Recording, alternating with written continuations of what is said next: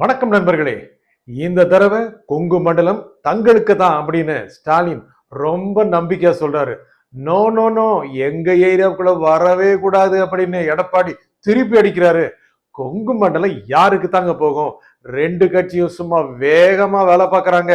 கொங்கு மண்டலம் எப்பவுமே அண்ணா திமுகவோட கோட்டையா இருந்திருக்குங்க. எம்ஜிஆர் காலத்திலும் சரி, செல்வி ஜெயலலிதா காலத்திலும் சரி, எப்பவுமே கொங்கு மண்டலம் அண்ணா திமுகவுக்கு ரொம்ப பக்கமா இருந்திருக்கு. கடந்த தேர்தலில் அப்படித்தான் நடந்துச்சு. என்ன நடந்துச்சு? 2021 தேர்தல்ல அதிமுக ஜெயிச்ச சீட்டுகள்ல பாதிக்கு பாதி எங்க இருந்து ஜெயிச்சாங்க? கொங்கு மண்டலத்தில இருந்து. கோவை மாவட்டத்துல 10 தொகுதியில் அத்தனை அதிமுக அள்ளிட்டு போயிருச்சு. அந்த தேர்தலுக்கு முன்னாலேயும் ஸ்டாலின் இப்படித்தான் சொன்னாரு. கொங்கு மண்டலம் எங்களுக்கு தான். ஒவ்வொரு தடவையும் திமுக இப்படித்தாங்க ஆசைப்படுது. கொங்கு மண்டலம் தங்களுக்கு தேவை தேவை தேவைன்னு ரொம்ப ஆசைப்படுது. ஆனா அந்த பகுதி மக்கள் திமுகவுக்கு சீட்டு கொடுக்க ரொம்ப தயங்குறாங்க. கடந்த தேர்தல செந்தில் பாலாஜி கூட இறக்குனாங்க. செந்தில் பாலாஜி யாரு? உங்களுக்கு நல்லா தெரியுமே. அண்ணா திமுக இருந்த போதே அந்த மண்டலத்துல ஆட்டி படிச்சவர். அவரு கொண்டு வந்து இறக்குனாங்க திமுக காரங்க. எப்படியாவது கணிசமான தொகுதிகளை செந்தில் பாலாஜி திமுகவுடைய பேஸ்கெட்ல போட்டுருவாரு அப்படின்னு நினைச்சாங்க. முடியலையே. அப்படி இருக்கும்போது அப்படி என்னதாங்க அந்த பக்கம் இருக்கு? எப்பவுமே அந்த பகுதி மக்கள் திமுகவுக்கு எதிரான ஒரு மனநிலையில நிறைய தடவை இருந்திருக்காங்க. ஒவ்வொரு தடவைன்னு சொல்ல முடியாது. அப்படின்னா மக்களவை தேர்தல்லாம் செம்மையா ஓட்டு போட்டிருக்காங்களே அப்படின்னு நீங்க சொல்றது எனக்கு கேக்குது. எஸ், 2019லயும் திமுக பெரிய ஸ்வீப் அடிச்சது, 2024லயும் பெரிய ஸ்வீப் அடிச்சது. அது மட்டுமல்ல, 2024ல மக்களவை தேர்தலில் அத்தனை தொகுதிகளுமே அண்ணா திமுக எதிராக திமுக ஜெயிச்சது. அதே சமயம் என்ன நடந்தது அப்படின்னா, முக்கியமாக கொங்கு மண்டலத்தை பொறுத்த வரைக்கும் அந்த மண்டலத்தில் இருந்த சட்டப்பேரவை தொகுதி இருக்கும் இல்லையா, அதுல கிட்டத்தட்ட 50 தொகுதிகள்ல 46 தொகுதி சட்டப்பேரவை தொகுதி அந்த பிரிவு அந்த செக்மெண்ட்ஸ்ல திமுக கூட்டணி முன்னணி இருந்துச்சு. அப்போனா அடுத்த வர தேர்தல்ல அத்தனையுமே திமுக ஜெயிச்சிடும் அப்படின்னு மட்டும் நினைக்க கூடாது. ஏன்னா என்ன காரணம்? சட்டப்பேரவை தேர்தல் வேற, மக்களவை தேர்தல் வேற. சட்டப்பேரவை தேர்தல் வரும்போது மக்களுக்கு ஒரு போக்கஸ் வருது. யாரு முதலமைச்சர் வேட்பாளர், ஸ்டாலினா எடப்பாடியா அப்படின்னு வரும்போது, சரி இந்த பக்கம் திமுகவா அண்ணா திமுகவா அப்படின்னு அவங்க முடிவு செய்யக்கூடிய நிலைக்கு தள்ளப்படுறாங்க. அப்போனா இது எப்படி போகும்? அது எப்படி போகும் அப்படின்னா, ரெண்டு கட்சிகளுமே அந்த பகுதி மக்களுக்காக அந்த பகுதியோட நலனுக்காக என்னென்ன பண்ணாங்க அப்படின்னு ஒரு பெரிய லிஸ்டே படிக்கிறாங்க. நாங்க அதை செஞ்சோம் இதை செஞ்சோம் எல்லாமே தான் செய்யறாங்க. இருந்தாலும் எது நீண்ட கால நன்மை அப்படின்னு மக்கள் நினைப்பாங்க இல்லையா? அப்படிதான் அந்த பகுதியை பொறுத்த வரைக்கும் ரெண்டு கட்சிகளையுமே திமுக அண்ணா திமுக ரெண்டு பேருமே கடுமையா போராடுறாங்க. அந்த இடத்தை எப்படியாவது தாங்கள் கைப்பற்றணும். 2021ல அண்ணா திமுக கணிசமான தொகுதியில் ஜெயிச்ச போது 2021 தேர்தலுக்கு பிறகு வந்த உள்ளாட்சி தேர்தல திமுக பெரிய ஸ்வீப் அடிச்சது. உள்ளாட்சி தேர்தலாம் என்னங்க ஒரு பெரிய விஷயமா? ஆளுங்கட்சி ஜெயிக்கத்தான் செய்யும். சட்டப்பேரவை தேர்தலுக்கு வாங்க அப்படின்னு அதிமுக காரங்க சொல்றாங்க. முக்கியமா கடந்த மக்களவை தேர்தல்ல திமுக அணி கணிசமான தொகுதிகள், ஏன் அனைத்து தொகுதிகளையுமே ஜெயிச்சதுக்கு முக்கியமான காரணம் கொங்கு மண்டலத்தை பத்தி தான் பேசிட்டு இருக்கோம். அங்கு அதிமுக பாஜக தனிச்சு நின்னாங்க. ஒரு வேலை சேர்ந்து நின்று இருந்தாங்கன்னா என்ன ஆயிருக்கு தெரியுமா? அத்தனை தொகுதியும் ஜெயிச்சிருப்பாங்க அப்படின்னு அதிமுக காரங்க சொல்றாங்க. இன்னும் ஒரு 2 தொகுதியோ 3 தொகுதியோ அதிமுக பக்கம் போய் இருக்கக்கூடிய வாய்ப்பு இருக்கு. இந்த மாதிரி சூழலை இப்போ சேர்ந்து இருக்காங்களே, அப்போனா மறுபடியும் ஜெயிச்சிருவாங்களா அப்படின்னு நீங்க கேட்கலாம். ஏன்னா அதிமுக பாஜக சேர்ந்துட்டாங்க, கூட்டணி அமைச்சிருக்காங்க. அதனால அந்த பகுதி மக்கள் இந்த தடவை அதிமுக பாஜக கூட்டணி ஓட்டு போட வாய்ப்பு இருக்கலாம். இது எப்படின்னா, அந்த பகுதி மக்கள் கடந்த சில ஆண்டுகளாகவே பாஜக பக்கம் லேசா சாயறாங்க. அடுத்து போக போக போக மொத்தமும் சாயிருவாங்களோ அப்படிங்கிற மாதிரி எண்ணம் இருக்கு. ஏன்னா அதிமுக கிட்ட இருந்து கொஞ்சம் கொஞ்சமா விலகிற மாதிரி தெரியுது. ஏன் விலகுறாங்க? பாஜகவுக்கு ஒரு நம்பிக்கையா இருக்காங்க. என்னன்னா முக்கியமா காரணம், பாஜகவுடைய தலைவராக அண்ணாமலை இருந்தாரு.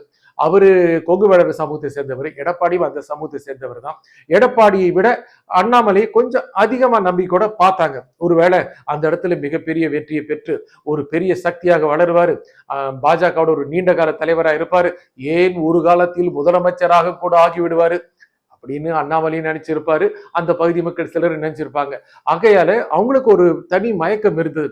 அண்ணாமலை தூக்கிட்டாங்க, என்ன இப்படி எங்களுடைய நம்பிக்கை நட்சத்திர தூக்கிட்டீங்களே அப்படின்னு சொல்லி ஒரு சோர்வு மனப்பான்மை அந்த பகுதி மக்களுக்கு இருக்கு. இன்னொரு காரணம் என்னன்னா, பாஜக அதிமுக கூட்டணி அமைச்சிருக்காங்க. அப்படி கூட்டணி அமைச்சிருந்தாலும் முதலமைச்சர் வேட்பாளர் எடப்பாடி தான் அப்படின்னு உறுதியா பாஜக காரங்க சொல்றாங்களா அப்படின்னா கொஞ்சம் தயங்கி தான் சொல்றாங்க. அப்படி சொல்லணும்ல, அணிக்கு அவர் தான் தலைவர் அப்படின்னா அப்போ அவர் தான் முதலமைச்சர் அப்படி சொல்றதுக்கு தயங்குறாங்க.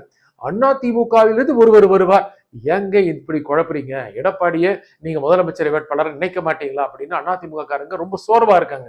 அதே மாதிரி அண்ணாமலைக்கும் எடப்பாடிக்கும் டேர்ம் சரியில்லை, ரொம்ப சரியா போக மாட்டேங்கிறாங்க. ரெண்டு பேருக்கும் ரொம்ப ரொம்ப பேச்சுவார்த்தை கிடையாது. பொது இடங்களை பார்க்குற ஒரு சமயத்துல கூட ரொம்ப அவங்க முகத்தை இணக்கமா வச்சுக்கல. இதெல்லாம் மக்கள் கவனிக்கிறாங்க. அப்போனா அண்ணாமலைக்கும் எடப்பாடிக்கும் சரியில்லை அப்படின்னா அந்த கூட்டணிக்கு ஒட்டுமொத்தமா போய் ஓட்டு போடணுமா அப்படின்னு யோசிக்கிறாங்க. அப்ப என்ன பண்ணுவாங்க? நேரா போய் திமுக போட்டுருவாங்களா? அப்படி போட மாட்டாங்க. கொஞ்சம் கொஞ்சம் யோசிக்கும் போது கொஞ்சம் கொஞ்சம் கீறல், கொஞ்சம் இடி அதிமுக அணிக்கு கிடைக்கக்கூடிய வாய்ப்பு இருக்கு. அதுல பயனடையலாம் அப்படின்னு தான் திமுக நினைக்கிறது. அதாங்க ஸ்டாலின் முக்கியமாக கோடிட்டு காட்டுறாரு. நாங்கள் இந்த முறை நிச்சயமாக ஜெயிச்சு விடுவோம் அப்படின்னு சொல்றாரு. இப்படித்தான் சார் எல்லா சமயம் சொல்றீங்க அப்படின்னு அதிமுக காரங்க சொல்றாங்க.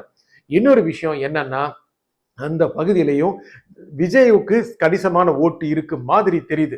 ஏன்னா இன்னும் அவர் தேர்தல் இன்னும் ஓட்டு என்ன அப்படிங்கிறது ப்ரூவ் பண்ணல. இருந்தாலும் அவருக்கு பல்வேறு பகுதிகளில் இருக்கின்ற செல்வாக்கு மேற்கு மண்டலத்திலும் கொங்கு மண்டலத்திலும் இருக்கு. கொங்கு மண்டலத்தில் இருக்கின்ற இந்த சூழலை பயன்படுத்தி யாருக்கு லாபம் கிடைக்கும்?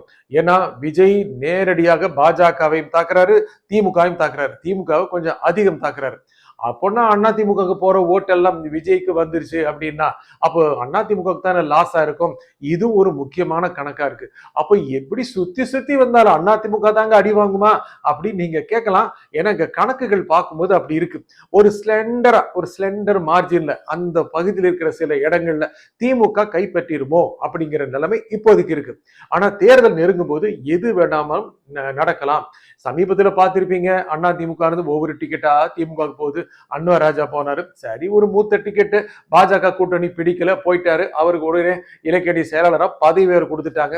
இன்னும் நிறைய டிக்கெட் வரப்போகுதுங்க இப்படின்னு பேச்சா இருந்துச்சு. அது எந்த டிக்கெட்டா இருக்கும்னு சொல்லிட்டு எல்லாம் சோசியல் மீடியால ஒரே ஃபயரா இருந்தது. ஐயோ இப்ப என்ன ஆகுமோ நினைச்சுக்கிட்டே இருக்கும்போது மைத்ரேன் போயிட்டாருங்க. மைத்ரேன்னு திமுகலையா? நம்பவே முடியலையே. ஸ்டாலினுக்கே நம்ப முடியாம தான் இருந்திருக்கும். மைத்ரி நம்ம அண்ணா அறிவாலயத்துக்கு வராறார். மைத்திரி என்ன பண்ணுவாரு? ஒண்ணு பாஜக அதிமுக, பாஜக அதிமுக, பாஜக அதிமுக, இப்படி ரூட்டா மாறிட்டு இருந்தவரு கொஞ்சம் காரை திருப்பி அண்ணா அறிவாலயத்துக்கு வந்தார். ஏன்னா அங்க நிலைமை சரியில்லை அப்படிங்கிறாரு. இங்க வந்து அவருக்கு என்ன நிலைமை இருக்குங்கிறது தெரியாது.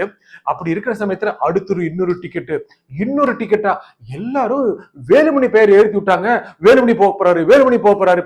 என்னங்க வேலுமணி எவ்வளவு பெரிய ஜாமவான்க கோவை பகுதியில. அவர் தாங்க கடந்த சட்டப்பேரவை தேர்தல் அதிமுக ஜெயிக்கிறதுக்கு முக்கியமான காரணமா இருந்தாரு. அவரு போய் ஜாகையை காலி பண்ணிட்டு போய் திமுக போவாரா? ஏன் போக மாட்டாரு? இப்படிங்கிற நிலைமைக்கு தள்ளிட்டாங்க. இதுல இன்னொரு மேட்டர் இருக்கு. ஏன்னா வேலுமணிய முதலமைச்சர் வேட்பாளராக ஆக்கலாம் அப்படின்னு எடப்பாடிக்கு வேண்டாதவங்க தூண்டி விடுறாங்க. எடப்பாடி தான் முதலமைச்சர் ஆகணுமா என்ன, வேலுமணி ஆகக்கூடாதா அப்படின்னு பாஜக ஜெயிக்கணும்னு நினைக்கிறவங்க கூட ஏத்தி விடுறாங்க. இது எடப்பாடிக்கு கொஞ்சம் கலக்கம் தான். என்னப்பா நாம தான் கஷ்டப்பட்டு கொஞ்சம் கொஞ்சமா மேல வந்திருக்கோம். இது வேலுமணி ஏத்தி விடுறாங்க. வேலுமணி கணிசமான ஒரு பவர்ஃபுல் லீடர் தான், அவரு வந்துடுவாரோ அப்படின்னு எடப்பாடிக்கு கலக்கம் கொடுத்துட்டாங்க. தன்னுடைய பேரு முதலமைச்சர் வேட்பாளர் அடிபடுற பார்க்கும்போது வேலுமணிக்கும் கொஞ்சம் ஜாலியா தான் இருக்கு. நம்மளையும் ஆக்கிடுவாங்களோ அப்படின்னு. இந்த மாதிரி சமயத்துல அவர் போறாரு அப்படின்னா அப்ப எடப்பாடி எப்பாடா ஒரு டிக்கெட்டு காலியாகுது. இப்படியே டிக்கெட்டா காலியாச்சுன்னா அதிமுக யார் இருப்பாங்க அப்படின்னு எடப்பாடிக்கே தெரியுங்க. அதனால வேலுமணி போறதுல சொன்னா அப்பாடா இது நல்லாதான் இருக்கு அப்படின்னு. ஆனா இந்த மாதிரி டாக்ல வேலுமணிக்கு நல்லா கொஞ்சம் வேலை ஏறிடுச்சு. அது நீங்க கவனிச்சிருப்பீங்க. நம்ம கொங்கு மண்டலத்துல மிகப்பெரிய ஹீரோவா ஆக போறது யாருங்கிற போட்டியில வேலுமணி இருக்காரு. ஏன்னா அவரு அருமையான ஆர்கனைசர். முழுக்க ஓட்டர்ஸை எப்படி பூத்துக்கு கொண்டு வர்றது, எப்படி ஆர்கனைஸ் பண்றது, எல்லாமே சகல விதங்களும் தெரிஞ்சவர். மக்களுக்கு என்ன சொன்னா ஓட்டு போடுவாங்க, என்ன கொடுத்தா ஓட்டு போடுவாங்க எல்லாமே தெரியும். அவருக்கு எதிராக தாங்க செந்தில் பாலாஜி திமுக நிறுத்திச்சு. இப்ப அங்க போட்டி என்னன்னா செந்தில் பாலாஜியா வேலுமணியா இப்படின்னு இருக்கும்போது செந்தில் பாலாஜி அதிமுக கிரவுண்ட்ல இருந்து வந்தவர், வேலுமணி அதிமுகவிலே இருக்கிறவர். ஆகையால இது ரெண்டு பேருக்கும் இடையே இருக்கிற போட்டியில எப்படியாவது ஓட்ஸை தம்பக்கம் கொண்டு வரணும்னு திமுகவும் அதிமுக கடுமையா போராடுறாங்க. இந்த தேர்தல் உண்மையிலேயே அதிமுகவுக்கு வாழ்வா சாவாதான் அதுல சந்தேகமே இல்லை. திமுக 5 வருஷம் ஆட்சி செஞ்சிருச்சு. கொஞ்சம் கொஞ்சம் அங்கங்க முணுமுணுப்பு இருக்கு, இல்லைன்னு சொல்ல முடியாது. தேர்தல் வரும்போது இதை நல்லா ஊதி பெருசாக்குனாங்கன்னா திமுக எதிராக போகக்கூடிய வாய்ப்பு இருக்கு. அதெல்லாம் திமுக ரொம்ப சாதாரணமா எடுத்துக்கல. ரேஸ்ல ரொம்ப கடுமையா இருப்பாங்க. ஏன்னா கடந்த தேர்தலில் வச்சு பார்க்கும்போது 1.5% வாக்கு, 3% வாக்கு அப்படின்னு அப்படியே வெற்றி கணியை பறி கொடுத்தவங்க எவ்வளவு பேர் இருக்காங்க. அண்ணா திமுக பறி கொடுத்திருக்கு, திமுக பறி கொடுத்திருக்கு. இந்த தடவை யார் பறி கொடுப்பாங்க தெரியல. அதை முக்கியமாக டிசைடிங் ஃபேக்டரா இருக்க போறது மேற்கு மண்டலம். 2 கட்சிகளுமே, ஏன் 3 கட்சிகளுமே, ஏன் 4 கட்சிகளுமே, எல்லா கட்சிகளுமே அங்கேதான் கான்சன்ட்ரேட் பண்றாங்க. அடுத்த தேர்தல் ஒரு முக்கியமான முடிவை மாற்றக்கூடிய ஒரு மண்டலமாக மேற்கு மண்டலம் இருக்கும். அதற்காகத்தான் இந்த கட்சிகள் போராடுகின்றன. இவர்கள் போராட்டம் வெற்றி பெறுமா? நன்றி, வணக்கம்.